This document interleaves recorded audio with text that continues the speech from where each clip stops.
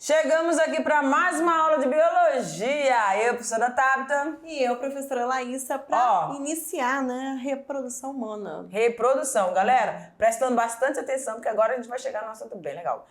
Lógico, todos os conteúdos de biologia são top, maravilhosos. Gente, essa aqui é a nossa aula 38.1. A gente tem uma turminha aqui com a gente. Não estamos sós hoje não, tá bom? Joga lá pra gente, diretor. Pá! Galera, essa aí é a turminha maravilhosa da professora Zilda. Da Escola Aurélio Extensão Justino Luiz Roncone. Então, um grande alô, um abraço pra Amanda, pro Cauã, pro Carlos, pra Cristiane, Bruno, pro Denivaldo, Diego, para a Emily, Gabriele, Gabriel, Guilherme, José, Luiz, Maísa, Maria, Paula, Poli, Renata, Sabrina, Thaís, Vinícius, Vitória e Marcos. É porque eu tava fazendo um print pra mandar pra prof. Isso aí, pessoal. Um grande abraço. Beijo no coração de vocês. Estamos muito felizes com as participações, né, professora? Com certeza. Agora vamos embora, começando essa aula. Isso aí. Reprodução humana. Joga lá na nossa tela, que é o nosso tema aí. Aula 36.1. Isso aí. Nessa aula iremos estar falando sobre o sistema genital masculino e feminino, as estruturas que compõem esse sistema, os hormônios do sistema genitais, tanto feminino quanto masculino. Eita, voltou aqui, deixa eu acionar essa caneta novamente, agora sim. Então, além dos hormônios do sistema genitais masculino e feminino, vamos estar falando também sobre fecundação e ciclo menstrual. Agora chegou no momento para a gente falar detalhadamente sobre esse processo, então, gente. Vamos lá, gente. Sistema genital masculino e feminino, é a hora da caneta e do caderno para você estar anotando aqui os exemplos. Então, o sistema genital ou sistema reprodutor é o responsável pela reprodução e, consequentemente, pela manutenção da espécie humana. Manutenção da espécie humana, perpetuação das espécies, gerar descendentes férteis, né? A gente pode assim dizer, das espécies. Dando prosseguimento aqui, o sistema reprodutor humano também é chamado de sistema genital. Então, o sistema reprodutor humano, ele também é chamado de sistema genital e é formado por órgãos que constituem um aparelho genital masculino e feminino. E é esses órgãos que a gente vai estar aprendendo hoje aqui nessa aula. Dando prosseguimento, né, o sistema ou o aparelho reprodutor humano é o que identifica o sexo biológico do indivíduo. Porém, olha aí, gente, esse porém aí, que muda tudo.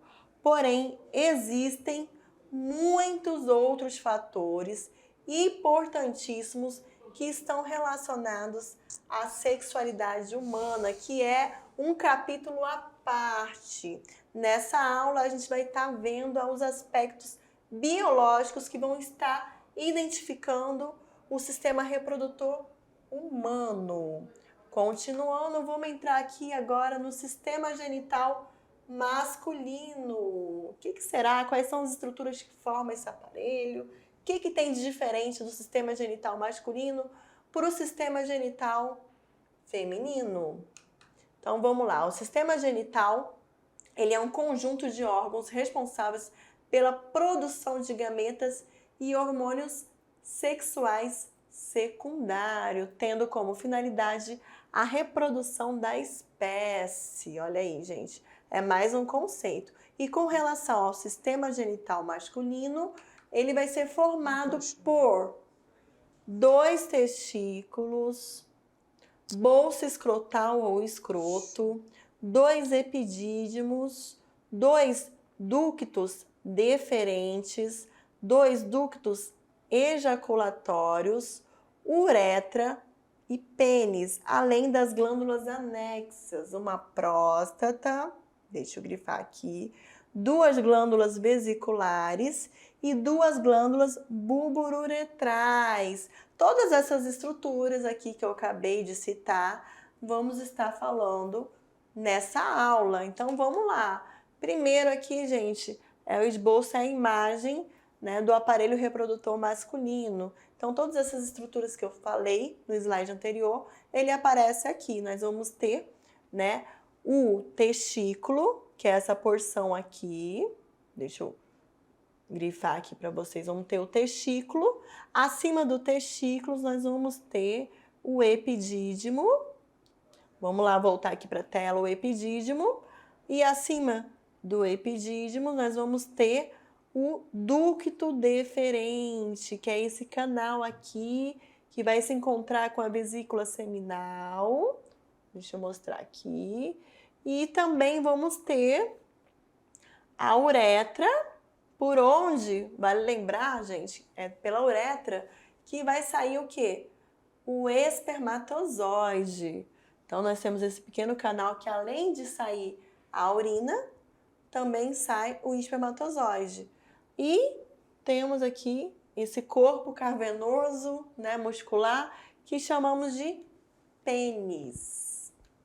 Dando prosseguimento, vamos falar um pouquinho da bolsa escrotal.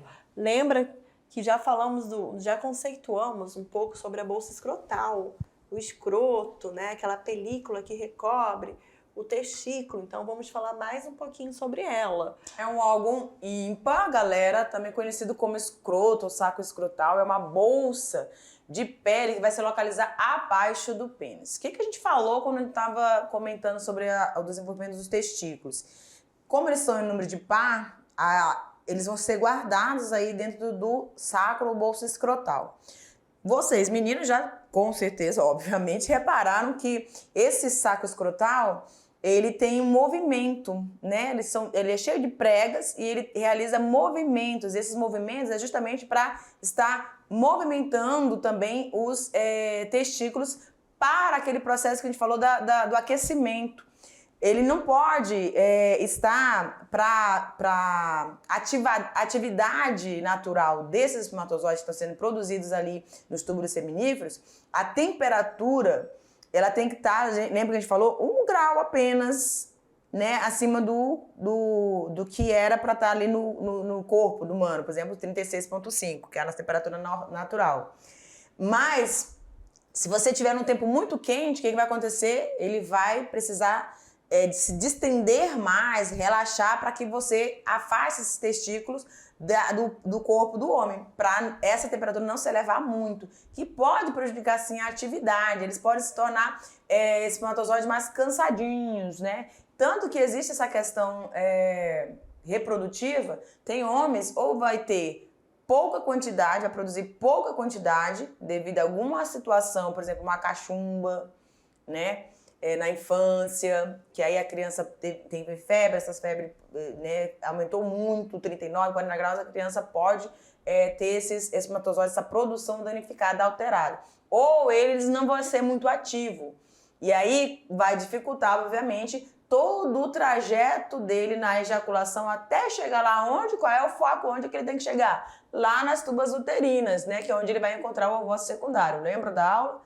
Pois é, então tem toda essa questão, por isso que a gente está falando e enfatizando cada estruturazinha passo a passo aqui para vocês, tá? E continuando, vamos falar aí que nos testículos podemos encontrar milhares de tubos enovelados, que são os túbulos seminíferos. É onde, gente, os espermatozoides são produzidos. E vocês já viram isso na aula da espermatogênese. Isso. Então, nos túbulos seminíferos, os espermatozoides são nutridos pelas células chamadas de células de Sertoli. Então, mais uma vez aqui, olha aqui os túbulos seminíferos. E dentro dos túbulos de seminíferos, esse enovelado, nós temos as células de Sertoli. Lembra daquela imagem, né, que a gente mostrou no microscópio, né? O espermatozoide, professora. Uhum. Dando prosseguimento, depois de formados, esses espermatozoides saem dos túbulos seminíferos e são encaminhados para os ductos eferentes, onde seguirão para os epidídimos. Então, vamos voltar aqui. Dos túbulos seminíferos, eles são encaminhados pelos ductos eferentes até chegar onde? no epidídimo, nessa porção aqui, ó. Ah, vamos frisar isso aqui, professora. Nessa Eu já ia porção riscar ela aqui. lá na... Vamos voltar. Deixa eu vir aqui. Ó, mostra lá a imagem, prof. Presta atenção, a gente falou pra vocês, isso aqui, testículo, perfeito. Aí os túbulos seminíferos aqui, onde eles vão estar sendo nutridos, beleza. Daqui, eles vão passar por esse emaranhado aqui e através sendo do ducto conduzidos, deferente para chegar no epidídimo. Então, temos os ductos eferentes, que vão partir diretamente dessa região do epidídimo para o ducto deferente. Não confunda. Do ducto deferente, ele vai ser levado e conduzido lá para a uretra para sair no ato da ejaculação. Isso Tá aí. bom? Então, na hora da prova, não confunda ductos eferentes com deferentes. Dos eferentes, eles vão sair ali da região dos túbulos seminíferos para o epidídimo. Tudo bem? E no epidídimo, o que acontece quando ele sai do túbulo seminífero, passa pelo ducto eferente e chega no epidídimo, professora?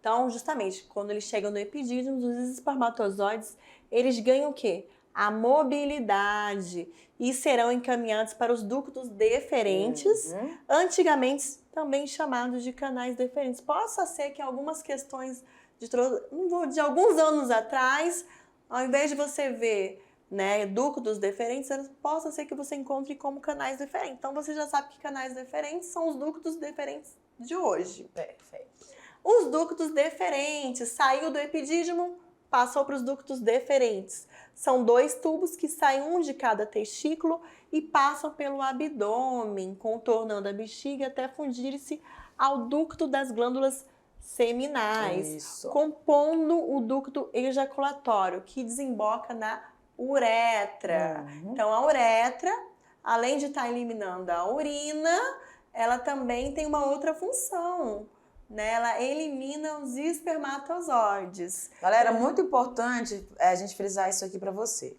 Lá nos testículos é produzido os espermatozoides, que são as células reprodutivas, né? Células gaméticas masculinas.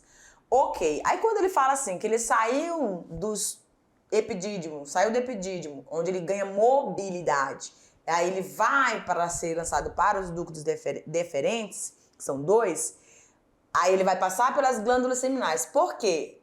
O que o homem libera no ato ejaculatório, na ejaculação, não é só espermatozoide, galera. Você vai ter um líquido, esse líquido é o esperma. Então, o esperma ele é composto tanto pelo espermatozoide quanto por todas as substâncias que vão ser agregadas aqui agora aos espermatozoides que estão vindo lá dos canais deferentes, lá do epidídimo, através das glândulas seminais, tá bom? Então, ele vai ter um percurso. Onde ele vai passando, ele vai sendo complementado para formar o esperma. Justamente, esse material.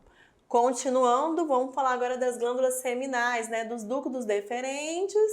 Esse espermatozoide, ele vai passar pelas vesículas seminais, ductos seminais, glândulas seminais, né? O que vai acontecer? Elas produzem um líquido alcalino que é lançado no ducto ejaculador e tem a função de nutrir os espermatozoides durante sua viagem em direção ao quê? Ao óvulo ou ovócito secundário. Muito importante falar dessa questão onde eles estão encontrados. Então, essas glândulas seminais, elas ficam atrás da bexiga, acima da próstata. A gente vai mostrar para vocês a outra imagem ali para vocês visualizarem melhor. Justamente. Por ser de natureza alcalina, esse líquido neutraliza o ambiente ácido da uretra. Você lembra que o canal uretral no ato masculino, ele vai liberar tanto a urina que tem essa acidez, né, a característica, então ele vai ficar resquícios ali. Aí essas glândulas seminais, vai ser o iniciozinho ali do processo de ejaculação.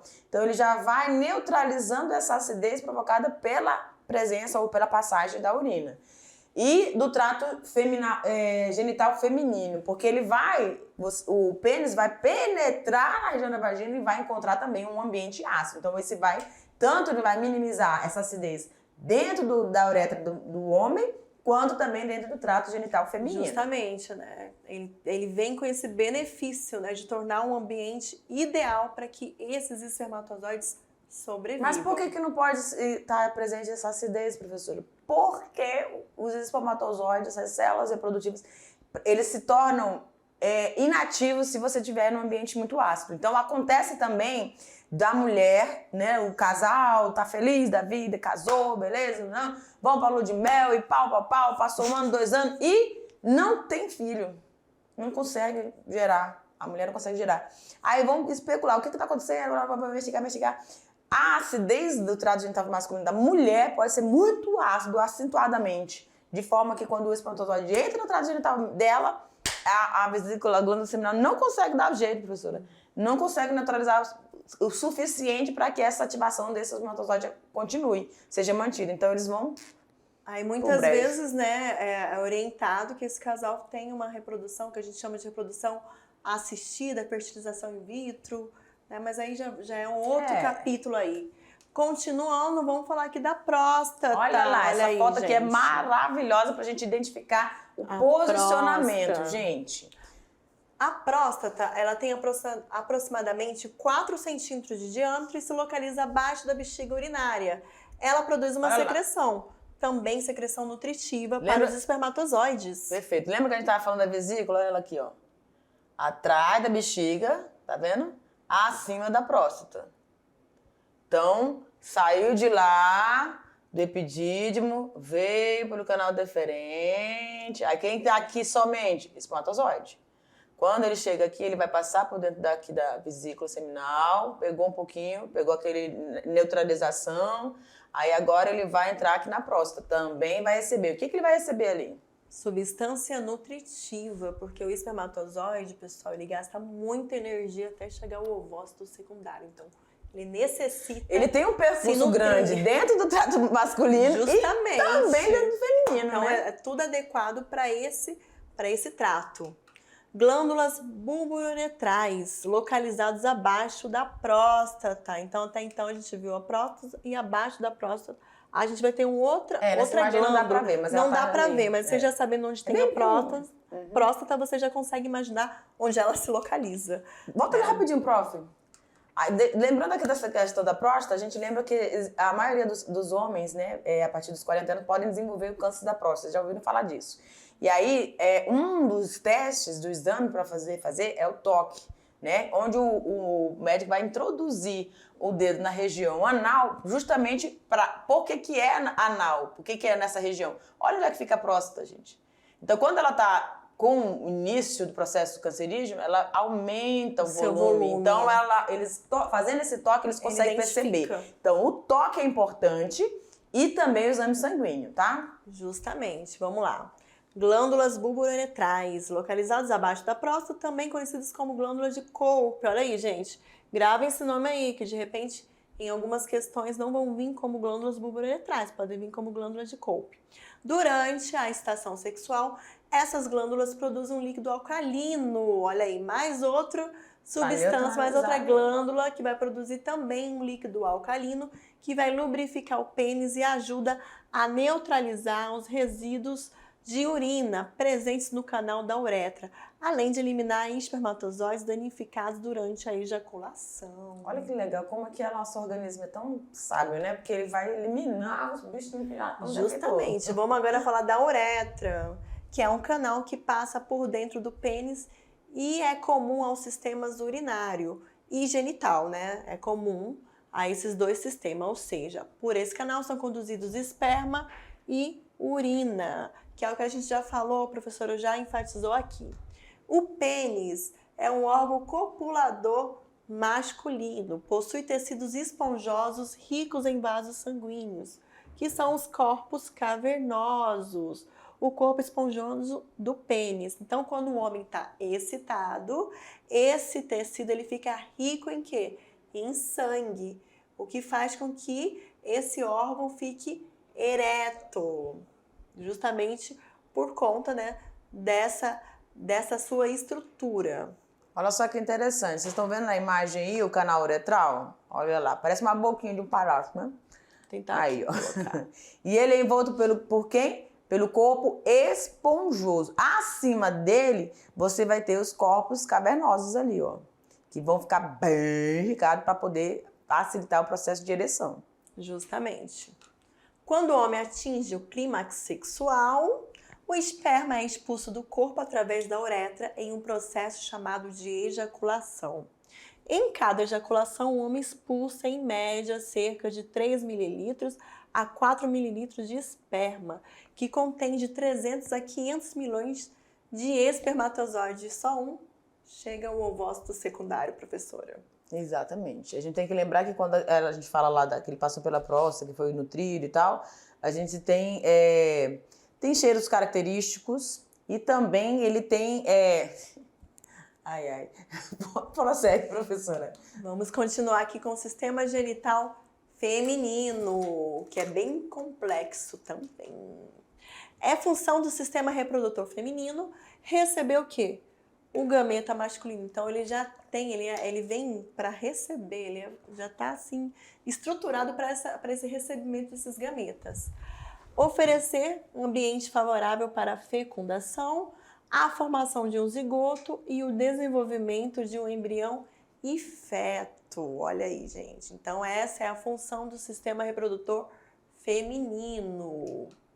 O sistema genital feminino ele é constituído internamente por 2 ovários, 2 tubas uterinas, ovidutos ou trompa de falópio e um útero. Hoje é muito comum a gente ouvir, né, tuba uterina, mas, como eu falei, em algumas questões mais antigas, vocês podem estar encontrando um nome como o nome de trompa de falópio, mas vocês já sabem que é tuba uterina.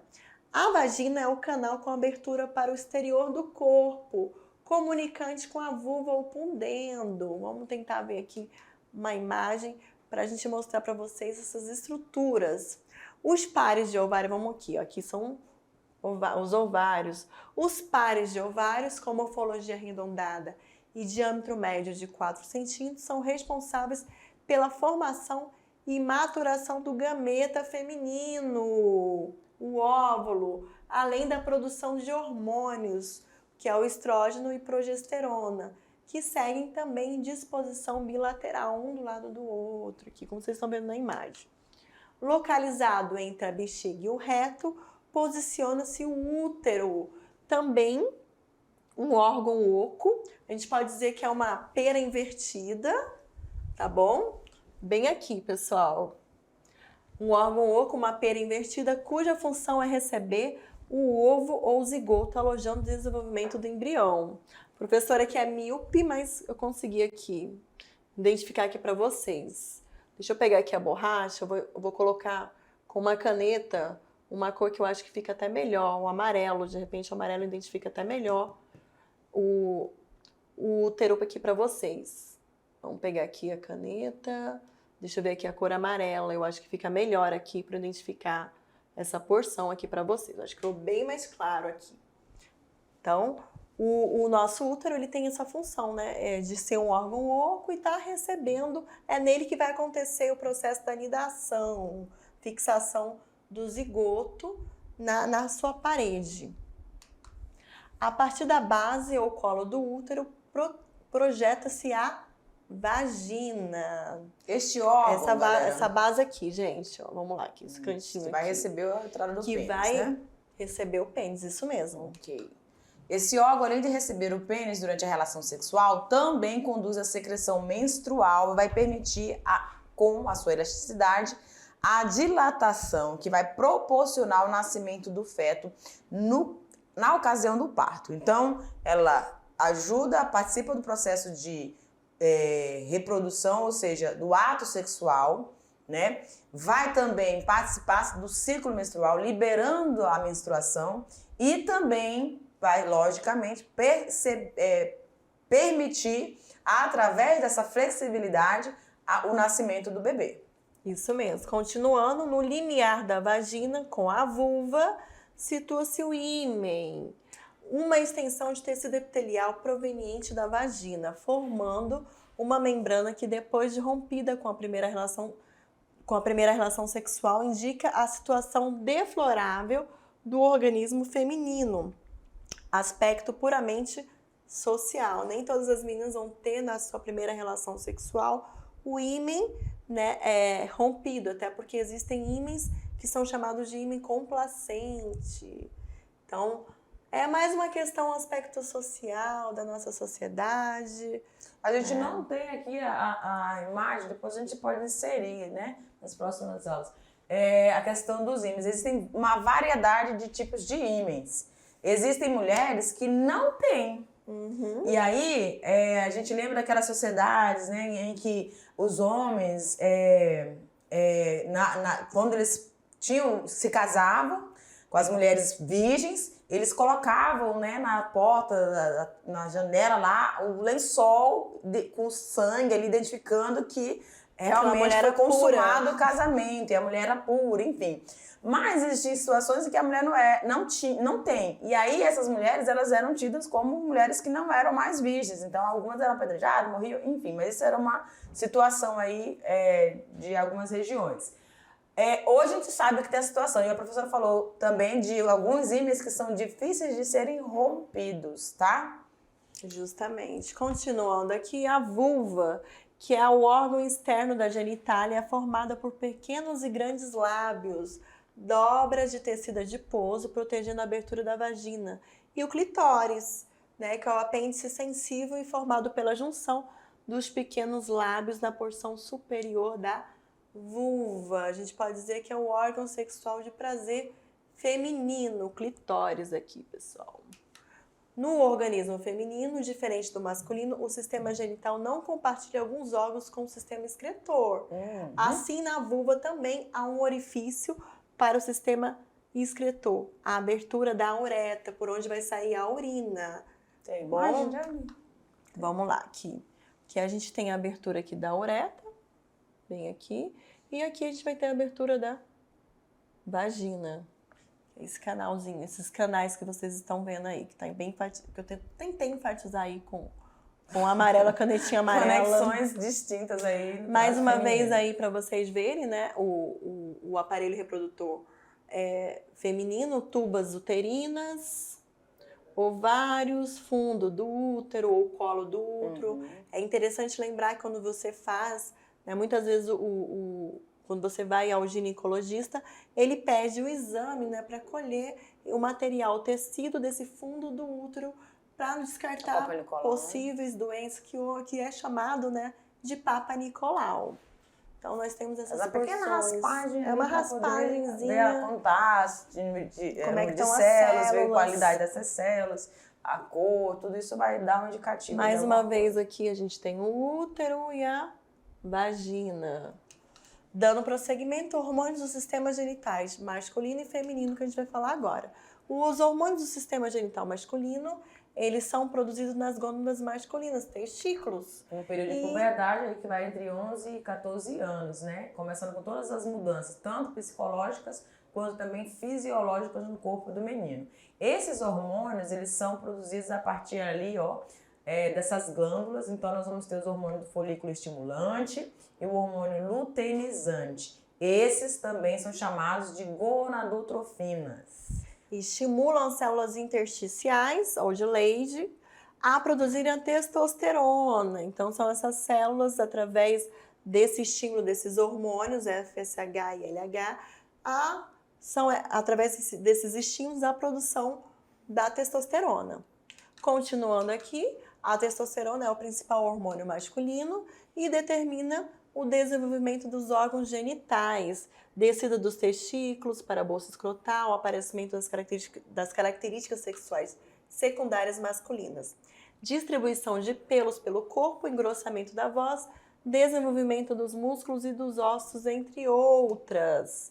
E também promove o amadurecimento dos órgãos genitais, além de promover o impulso sexual. Estimulante, operativo. A testosterona começa a ser produzida ainda na fase embrionária e a presença dela que determina o desenvolvimento dos órgãos sexuais masculinos. Vamos agora para o hormônio do sistema genital feminino.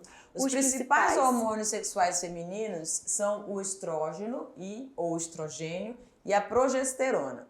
Esse estrógeno ele vai ser produzido pelos folículos do ovário, ou seja, pelos óvulos em formação, responsável pelo desenvolvimento das características sexuais secundárias e pelo controle do ciclo menstrual. Então, eles vão regular essa questão do início da primeira menstruação, né, até a terminalização do ciclo, que é a menopausa, né, a menarca e a menopausa. A progesterona, ela vai ser produzida pelo corpo lúteo, estrutura que vai se formar a partir do folículo e, juntamente com o estrógeno, atua nas diversas fases desse ciclo menstrual. E vamos estar falando daqui a pouco sobre eles. Então, os hormônios, né, folículo estimulante, FSH, e luteinizantes, LH, são produzidos, só a fundo de conhecimento, são produzidos pela hipófise, que atua na regulação desses processos reprodutivos. E os dois hormônios atuam em diversas etapas também do ciclo menstrual e também na gravidez. O que a gente pode observar? Esses dois hormônios, folículo estimulante e luteinizante, vai estar presente tanto no homem quanto na mulher, em gônadas distintas, obviamente, porque eles vão estar responsáveis por produzir hormônios que vão induzir as células a formar o espermatozoide e induzir as células a formar todo o processo até chegar no ovócito secundário, lá que a gente vai ver na tuba uterina. Então, isso tudo tem que ter um controle. E quem vai controlar isso é a hipófise, está bem no centro assim, do nosso cérebro. Ele é um órgão uma glândula muito importante, tá? Que vai atuar não só nos hormônios sexuais, mas também em diversos hormônios que vão estar atuando no nosso corpo.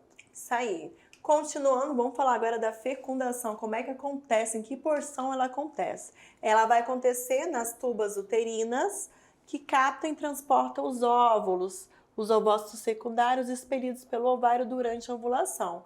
Por isso a importância, né, de você saber de toda a estrutura do sistema genital feminino e masculino para você captar e entender o porquê, como ocorre essa fecundação.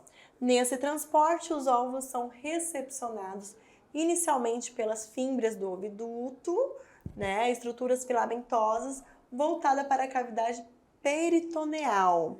O conduto da tuba é um órgão oco e musculoso que desemboca na cavidade do útero. Em sua parte terçolateral, normalmente ocorre a fecundação. Como vocês vão ver aqui, o ovário vai estar liberando o óvulo e a partir daí, nessa terceira porção aqui da tuba, eu tenho o quê? A fertilização, o encontro do espermatozoide com o óvulo e aí eu já tenho o quê? A formação, a fecundação, a formação de uma célula ovo, que é o zigoto, e a partir daí esse zigoto se desenvolvendo e formando um embrião e esse embrião já chegando aqui no útero e se implantando, se fixando, que é o processo de nidação. O óvulo, aqui a gente tem um óvulo emergindo tá aí, do folículo. Que a gente falou na aula, né, que a gente estava falando da que é esse metogênese. saco vermelho, cheio de fluidos localizados nos ovários, área clara. Ao ser expelido, o óvulo vem envolvido em uma espécie de gelatina amarela, contendo células. Por isso que a gente fala que ele é visível a olho nu. Mais uma vez aí, isso aí vocês já acham que vocês já sabem até demais, que foi falado bastante na aula da espermatogênese, só enfatizando aqui que no ovócito você tá lá, a gente sempre coloca óvulo, mas é ovócito. Você tem ali a zona pelúcida, que é essa verdinho mais claro. Você tem a corona radiata, que é a primeira camada. Corona radiata, aí vem a zona pelúcida, aí sim vai vir o citoplasma. E olha aqui no destaque ali onde está o corpo polar. Lembram dele? Quando a gente estava explicando o passo a passo da transformação, ele é bem pequenininho, então ele vai ter um maior desenvolvimento, que é esse outro ovócito aí, que vai pegar, como se ele sugasse esse outro, né? Em vez de formar dois, vai formar só esse resquício desse corpo.